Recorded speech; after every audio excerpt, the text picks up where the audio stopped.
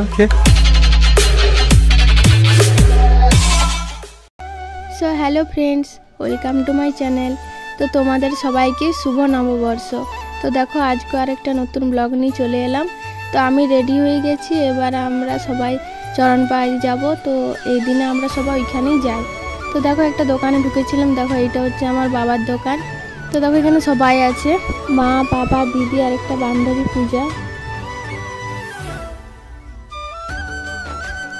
তো চলো সঙ্গে থাকো, দেখতে থাকো। তো দেখো আমরা প্রায় পৌঁছে গেছি। তো প্রচণ্ড ভিড় ছিল আজকে।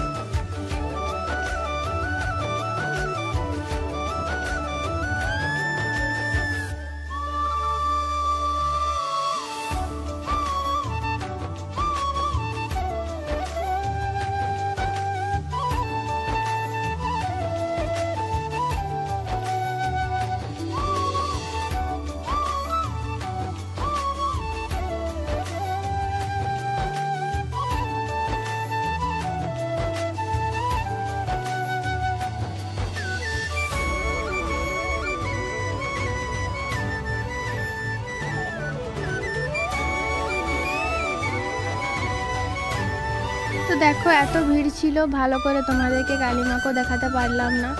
দেখো কোথাও জায়গায় নেই যে দেখাবো, এত ভিড় হয়েছিল।